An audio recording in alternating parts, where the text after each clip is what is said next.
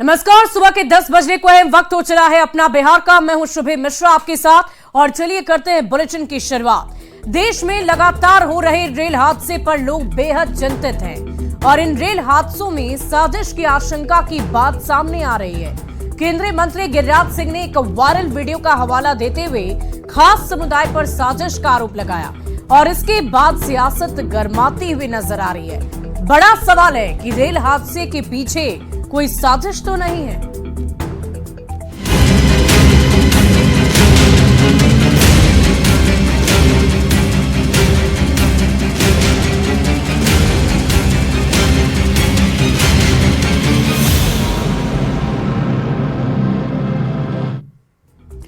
और केंद्रीय मंत्री गिरिराज सिंह ने एक बार फिर राहुल गांधी, लालू प्रसाद और तेजस्वी यादव पर हमला बोला है। गिरिराज ने इन्हें पॉलिटिकल स्लीपर सेल बता दिया है। गिरिराज सिंह ने कहा कि वायरल वीडियो को हमने भी देखा है और उसी का जिक्र करते हुए उन्होंने कहा कि बच्चे हथौड़ा लेकर रेल पटरी का जॉइंटर निकाल रहे हैं, ऊपर से स्लीपर सेल से जुड़े लोग डायरेक्शन दे रहे हैं। गिरिराज सिंह ने आरोप लगाया कि देश में इधर जितनी भी ट्रेन डिरेल हुई उसमें खास समुदाय के लोग शामिल थे। इस पर पॉलिटिकल स्लीपर सेल वालों की जुबान बंद है, टुकड़े टुकड़े गैंग की जुबान नहीं खुल रही है।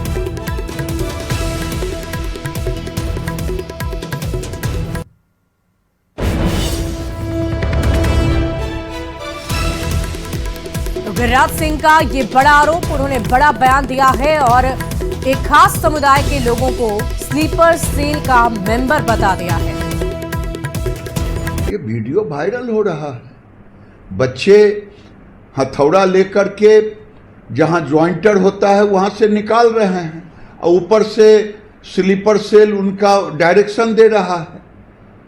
भारत में इधर जितने डिरेल्ड हुए और ये खास समुदाय के मुसलमान ही थे और ये स्लीपर सेल आतंकवादी का तो है ही, ये पॉलिटिकल स्लीपर सेल वाले की जुबान क्यों बंद हो गई है? राहुल गांधी का अब तो बातें खुलने लगी है कि रेल ये हादसा नहीं है, ये संयोग नहीं है, ये एक प्रयोग है भारत के रेल को, भारत को अस्त व्यस्त करने का। इस समय न राहुल गांधी की जुबान खुलेगी, न लालू यादव की, न तेजस्वी की, न और किसी टुकड़े टुकड़े गैंग का खुलेगा।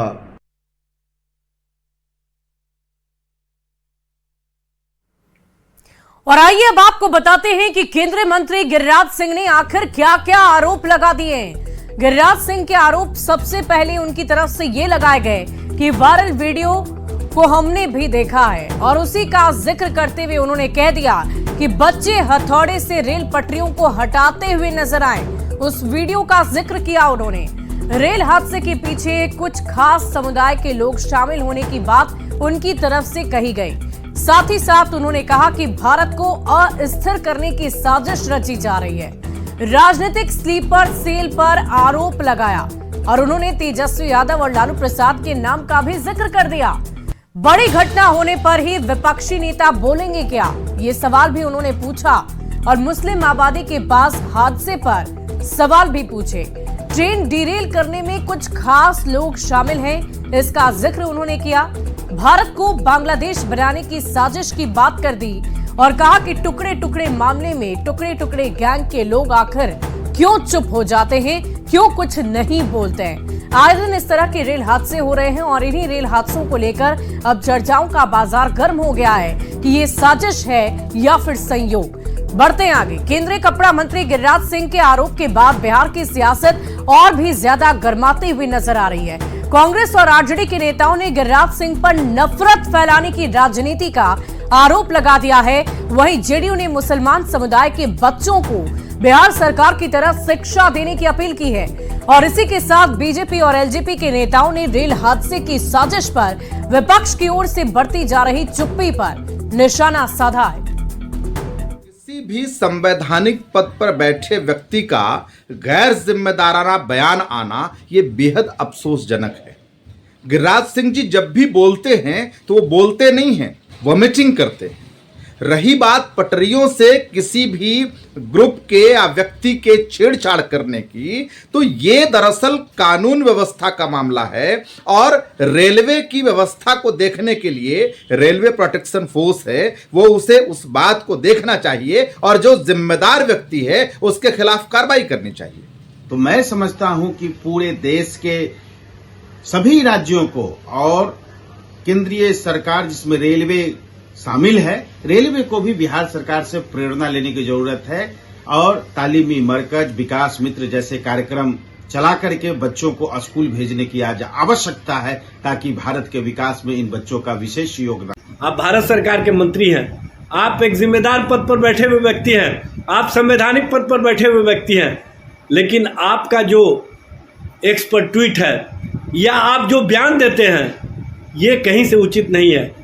आपने जिस तरह से समाज और समाज के बीच में नफरत के भाव को बढ़ाने के लिए जिस भाषा का इस्तेमाल किया है और जिस तरह से पोस्ट किया है, ये पोस्ट कहीं से भी एक संवैधानिक पद पर बैठे हुए व्यक्ति के द्वारा दिया गया गैर जिम्मेदाराना पोस्ट माना जाएगा। हमारे विपक्षी दल के नेता जो दुर्घटना होने पर सरकार को कोसते हैं, एक शब्द नहीं बोलते हैं, उनकी जुबान बंद हो जाती है वोट की राजनीति के लिए। माननीय मंत्री जी का चिंता जायज है, ये देश बचेगा तब हम बचेंगे, रेलवे तरक्की करेगी, हमारा देश तरक्की करेगा तब हम तरक्की करेंगे। ये सर्वविदित है, इंडी ब्लॉक की पार्टियां अपनी राजनीतिक रोटियां एक विशेष समुदाय के तुष्टीकरण के आंच पे सेकती हैं। उनको राष्ट्रहित से कोई मतलब नहीं है और इस विशेष समुदाय के लोग कितना भी अनुचित कार्य कर लें, इनके मुंह से एक टिप्पणी नहीं निकलता है। पर आपको मैं ध्यान दिला दूं, केंद्र में मोदी जी और एनडीए की सरकार है। अगर आप गलत काम में संलिप्त हैं तो चेत जाइए, सावधान हो जाइए, क्योंकि आप। और साल 2024 में भी रेल हादसे हुए। एक नजर डालते हैं उन रेल हादसों पर जिनमें साजिश की आशंका जताई जा रही है। सबसे पहली तारीख अगर आप याद करें तो 30 जुलाई 2024 की है। चक्रधरपुर के बड़ा बांबू के पास यह हादसा हुआ और उसके बाद मुंबई हावड़ा मेल के 18 डिब्बे पटरी से उतर गए। 2 यात्रियों की मौत हो गई और 20 यात्री जख्मी हो गए। हादसे से पहले पटरी से उतरी थी ये मालगाड़ी। साजिश की आशंका पर जांच लगातार जारी है। चर्चा की जा रही है कि हो सकता है किसी साजिश के तहत ये हादसा हुआ हो। 29 जुलाई 2024 उड़ीसा के भुवनेश्वर में मालगाड़ी पटरी से उतर गई। हादसे के बाद रेल परिचालन पर इसका सीधा असर पड़ा था और जुलाई में दूसरा हादसा हुआ था। इसके बाद 18 जुलाई 2024 में उत्तर प्रदेश में पटरी से गाड़ी उतर गई। चंडीगढ़ डिब्रूगढ़ एक्सप्रेस उतरी थी। मोतीगंज और झुलाही स्टेशन के बीच ये घटना घटी, जिसमें 4 यात्रियों की दर्दनाक मौत भी हो गई। 30 यात्री जख्मी हो गए थे और इसके ठीक पहले 8 मार्च 2024 के दिन राजस्थान में ट्रेन उतर गई पटरी से। अजमेर के पास गाड़ी डीरेल हो गई।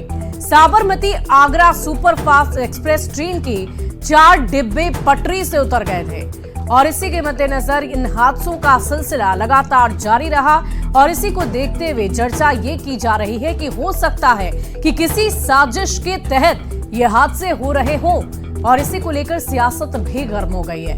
बढ़ते आगे, रेलवे को भारत का लाइफलाइन माना जाता है और इसे देखते हुए केंद्र सरकार की ओर से इसकी सुरक्षा के साथ साथ रख रखाव पर भी जोर दिया जाता है। साल 2014 से लेकर अब तक रेलवे का बजट भी बढ़ाया गया है।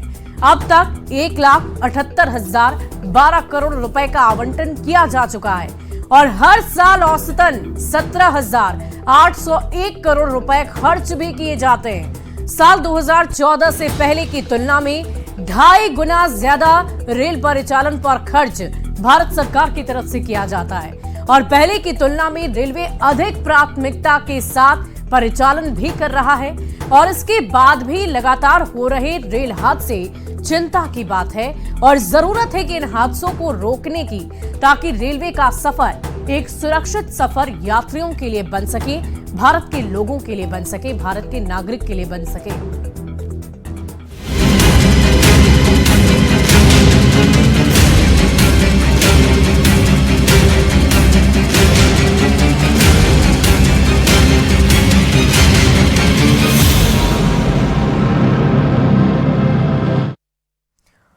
और बढ़ते हैं अगली खबर की ओर। बड़ी खबर आपको बताएं, डीजीपी से संबंधित पटना से ये बड़ी खबर सामने आ रही है। डीजीपी और मुख्य सचिव के नाम की घोषणा की गई है। किसी भी समय नामों की जारी हो सकती है अधिसूचना। मुख्य सचिव के लिए अमृतलाल मीणा का नाम आगे है। सीनियर आईएएस अधिकारी हैं अमृतलाल मीणा। बिहार सरकार ने केंद्र सरकार को पत्र भेज दिया है। केंद्रीय प्रतिनियुक्ति से बिहार कैडर में वापसी का पत्र है। रेस में कई और नाम भी हैं। आईएएस अधिकारियों के नामों की चर्चा लगातार हो रही है। डीजीपी के लिए सीनियर आईपीएस विनय कुमार दावेदार हैं और आईपीएस अधिकारी आलोक राज भी दावेदार हैं। इस पूरी खबर की अधिक जानकारी के साथ न्यूज 18 संवाददाता पटना से शैलेंद्र हमारे साथ फोन लाइन पर है। शैलेंद्र, बहुत सारे नामों की चर्चा हो रही है, किन नामों पर मुहर लगने की संभावना जताई जा सकती है? देखिए, कई नाम की चर्चा पिछले कई दिनों से हो रही थी, लेकिन अब आज भी किसी भी वक्त नोटिफिकेशन जारी हो सकता है, ऐसी खबरें आ रही हैं। यदि चूंकि चीफ सेक्रेटरी के पद पर बिहार सरकार और खास करके मुख्यमंत्री नीतीश कुमार ने अमृतलाल मीणा का नाम तय किया है, जो अभी तक सूचना मिल रही है, और अमृतलाल मीणा केंद्रीय प्रतिनियुक्ति पर हैं, तो ऐसी परिस्थिति में पहले उन्हें बिहार बुलाना होगा और उसके बाद उनके नाम की घोषणा की जाएगी और इसके उन्हें बिहार कैडर में वापस बुलाने के लिए बिहार सरकार ने केंद्र सरकार को पत्र भी लिखा है। दूसरी ओर यदि हम डीजीपी की बात कर लें तो डीजीपी के पद के लिए भी कई नाम रेस में थे, लेकिन अभी जो जानकारी मिल पा रही है उसमें सबसे आगे विनय कुमार का नाम है। विनय कुमार बिहार के डीजीपी बनाए जा सकते हैं। और दूसरी ओर यदि हम बात करें, दूसरे नाम की चर्चा करें तो आलोक राज भी काफी सीनियर आईपीएस अधिकारी हैं, तो उनके नाम की भी चर्चा काफी तेज है। लेकिन जो सूत्र बता रहे हैं विनय कुमार के नाम पर मुहर लग सकती है। हालांकि अब इंतजार केंद्र सरकार की तरफ से पत्र का है। जैसे ही अमृतलाल मीणा को लेकर के पत्र केंद्र सरकार के द्वारा बिहार सरकार को भेज दिया जाएगा, उसके बाद दोनों नामों की घोषणा जो है वो साथ में होगी। एक और अमृतलाल मीणा और दूसरी ओर विनय कुमार। और डीजीपी के रेस में आलोक राज भी हैं। आलोक राज के नाम की भी चर्चा काफी तेजी से हो रही है, चूंकि अब आज किसी भी वक्त घोषणा हो सकती है। तो ऐसे परिस्थिति में कहा जा सकता है कि जो मुख्यमंत्री के स्तर पर जो तैयारी होती है, सरकार के स्तर पर तैयारी होती है, वो लगभग पूरी कर ली गई है। नामों की जो घोषणा होती है वो आधिकारिक रूप से अब सिर्फ बाकी है और उम्मीद है कि आज किसी भी वक्त नामों की घोषणा हो सकती है कि बिहार का अगला वाकई शैलेंद्र देखने वाली बात होगी। इंतजार करना होगा कि कब अधिसूचना जारी होगी और किन किन नामों पर मुहर लगेगी। बहुत बहुत शुक्रिया आपका हमारे साथ जुड़ने के लिए। और बढ़ेंगे अगली खबर की ओर। बड़ी खबर दानापुर से। बेटा थाना के कुंजवा गांव में प्रेमी और प्रेमिका की चाकू गोद कर निर्मम हत्या का मामला सामने आया है। घटना के बाद इलाके में सनसनी फैल गई। मृतक के घर में कोहराम मच गया है। घटना पर पहुंची पुलिस इस पूरे मामले की तहकीकात में जुटी हुई है। मृतक की पहचान कुंजवा गांव के रोशन कुमार और प्रतिमा कुमारी के रूप में हुई है। हत्या का आरोप लड़की के भाई पर लगा है।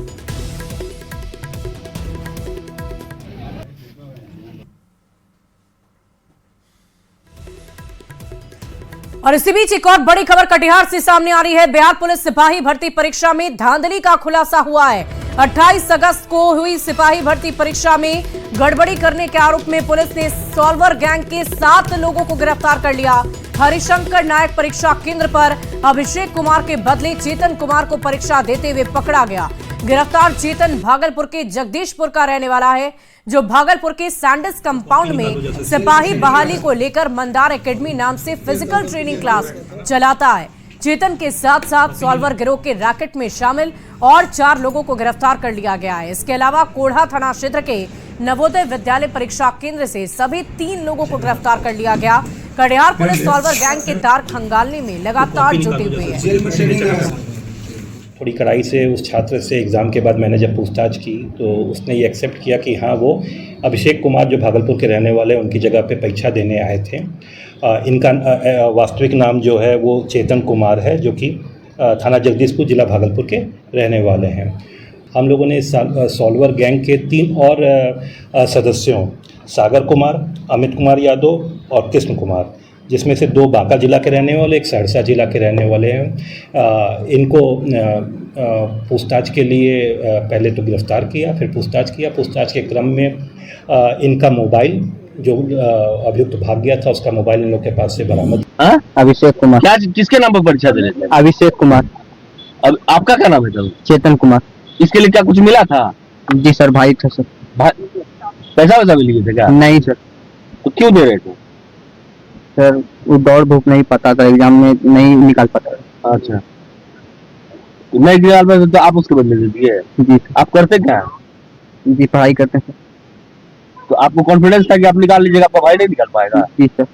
है? जी सर। अगली खबर लखीसराय से है, जहां नगर थाना क्षेत्र के गढ़ी पुल के पास भीषण सड़क हादसा हो गया। 2 ट्रक आपस में टकरा गई। पुलिस ने कड़ी मशक्कत के बाद ट्रक ड्राइवर के शव को बाहर निकाल लिया है। जानकारी के अनुसार गढ़ी पुल के पास 2 ट्रक की टक्कर हुई थी। घटना के बाद जाम लगने से गाड़ियों की लंबी कतार लग गई, जिसके बाद पुलिस टीम ने जेसीबी की मदद से दुर्घटनाग्रस्त ट्रक को पुल से हटाकर साइड किया और गाड़ियों का परिचालन शुरू करवा दिया। हालांकि अभी ट्रक ड्राइवर की पहचान नहीं हो पाई है। और एक चिंताजनक खबर है, बिहार में डेंगू मरीजों के आंकड़ों में लगातार इजाफा हो रहा है। पटना जिले में रोज 15 से 20 डेंगू के मरीज मिल रहे हैं, जिसकी वजह से अब मरीजों का आंकड़ा बढ़कर 240 तक पहुंच गया है। कल एनएमसीएच में इलाज के दौरान एक डेंगू मरीज की मौत हो गई थी। एनएमसीएच में स्वास्थ्य विभाग अलर्ट है और डेंगू वार्ड में मरीजों का विशेष ध्यान रखा जा रहा है। एनएमसीएच से और अधिक जानकारी दे रहे हैं न्यूज 18 संवाददाता रजनीश कुमार। जानलेवा बनता जा रहा है और रोजाना अब मरीजों की संख्या में भी इजाफा देखने को मिल रहा है। आंकड़ों की अगर बात करेंगे, सबसे ज्यादा मरीज पटना जिले में मिल रहे हैं और इसके साथ साथ मरीजों की अब मौत भी होने लगी है। पटना के पीएमसीएच की बात करेंगे तो वहां भी मरीज भर्ती हो रहे हैं, जबकि एनएमसीएच में भी रोजाना नए मरीज जो हैं डेंगू वार्ड में भर्ती हो रहे हैं। इस वक्त एनएमसीएच में कुल 6 मरीज भर्ती हैं, जिसमें 3 पुरुष और 3 महिलाएं जो हैं एडमिट हैं, जिसमें अगर आंकड़ों की बात करेंगे 240 मरीजों में अब तक पटना जिले में डेंगू की पुष्टि हुई है, जबकि कल एक किशोर की मौत भी हो गई है। एनएमसीएच में आईसीयू में इलाज के दौरान एक किशोर की मौत हुई है, उसके बाद हड़कंप मच गया है और एनएमसीएच प्रशासन की तरफ से जो इंतजामात किए गए हैं वो आप देख सकते हैं। अलग से डेंगू वार्ड बनाए गए हैं और इसके साथ साथ सभी बेड पर जो है मच्छरदानी की सुविधा है, मुफ्त में दवा दी जा रही है और सभी वार्ड में जो है अलग से नर्स और डॉक्टरों की प्रतिनियुक्ति की गई है। वो तो यहाँ पे पहले भर्ती हुआ था, फिर उनका वो सीरियस हो गया तो फिर आईसीयू उसको ट्रांसफर किया गया, फिर वहाँ उसकी मृत्यु हो गई है। मतलब क्रिटिकल मरीज भी आ रहे हैं? हाँ आ रहे हैं। प्लेटलेट की यहाँ व्यवस्था है, वो प्लेटलेट चढ़ता है और फिर ठीक रिकवर होके फिर पेशेंट घर भी जाता है। एडमिट होना चाहेंगे तो अस्पताल में जो है वार्ड अलग से तैयार कराए गए हैं, डेंगू वार्ड, और इसके साथ साथ अगर किन्हीं में लक्षण दिखाई देता है तो आप तुरंत जांच करवा लें। सभी अस्पतालों में डेंगू की किट जो है उपलब्ध करा दी गई है और इसके साथ साथ अधिकारियों को निर्देश भी दिया गया है। तो पूरा अस्पताल जो है अलर्ट पर है। और एनएमसीएच की बात करेंगे, यहाँ पर अलग से जो है लगभग 35 बेड का वार्ड तैयार किया गया है, जिसमें महिला और पुरुष के लिए अलग अलग वार्ड है। पटना जिला सबसे संवेदनशील है और बता दें आपको, बांकीपुर के साथ साथ गर्दनीबाग, इधर कंकरबाग और जो कुम्हरार इलाका है वहां पर सबसे अधिक जो है मरीज मिल रहे हैं। और इन इलाकों में फॉगिंग के लिए भी लगातार नगर निगम के जो अधिकारी हैं वो तत्पर दिख रहे हैं। और इसके साथ साथ जो आम लोग हैं उनसे भी न्यूज 18 अपील कर रहा है कि आसपास में पानी ना जमने दें और जो मच्छर है, जो लार्वा बन रहा है, वो लार्वा ना बन पाए। इसके साथ साथ अगर लक्षण दिखाई देता है तुरंत आप नजदीकी अस्पताल जाकर जांच करवाएं और जरूरत हो तो अस्पताल में भर्ती हो जाएं। कैमरामैन दीपक के साथ रजनीश कुमार, न्यूज 18 पटना। और नए ट्रैफिक नियम को लेकर खगड़िया में जिला प्रशासन अलर्ट मोड पर है। शहर में 5 अवैध बस पड़ाव को हटाते हुए खगड़िया कुशेश्वर स्थान जाने वाली बसों के प्रवेश पर रोक लगा दी गई है। सुबह 6 बजे से लेकर रात के 10 बजे तक बस के प्रवेश को रोक दिया गया। वहीं अतिक्रमण को हटाने के लिए भी ट्रैफिक पुलिस लगातार प्रयासरत है, जिससे कि लोगों को जाम से राहत मिल सके।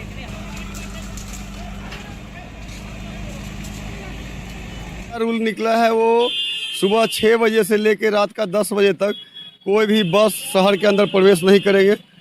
और जो इंक्रोचमेंट का है, पहले तो 1 वे का हटवाया जा रहा था और अभी जो है बस स्टैंड इधर नया जो है दोनार गुमटी के उस पार प्रस्तावित है, जिसके लिए अभी फाइनल नहीं हुआ है, उधर लगाया गया है। तो उसके पहले उधर इंक्रोचमेंट हटाया जा रहा है। इंक्रोचमेंट तो पूरे शहर का हटाया जाएगा, जब तक पूरे अतिक्रमण मुक्त नहीं हो जाता है तब तक इंक्रोचमेंट का हटवाने का काम। और महान गीतकार शैलेंद्र की आज 101वीं जयंती है। महान गीतकार का संबंध बिहार से भी रहा है। श्री 420, आवारा जैसे दर्जनों फिल्मों के गीत लिखने वाली शैलेंद्र का ताल्लुक बिहार के आरा जिले से है। उनका नाता आरा के उद्वंत नगर प्रखंड के अख्तियारपुर गांव से है, जहां आज भी उनके परिवार के लोग मौजूद हैं, जो हर साल उनकी जयंती पर उन्हें याद कर उन्हें श्रद्धांजलि अर्पित करते हैं। लेकिन उस महान गीतकार की सुध ना तो भोजपुर जिला प्रशासन को है और ना ही बिहार सरकार को। पिछले साल शैलेंद्र की जयंती के मौके पर न्यूज 18 की चलाई गई मुहिम के दौरान सरकार के कई मंत्रियों ने उन्हें श्रद्धांजलि देने के लिए उनके गांव आरा के अख्तियारपुर में उनकी प्रतिमा, उनके नाम पर सड़क जैसे वादे किए थे। पूरा साल आज बीत चुका है, लेकिन आज भी वादे अधूरे हैं।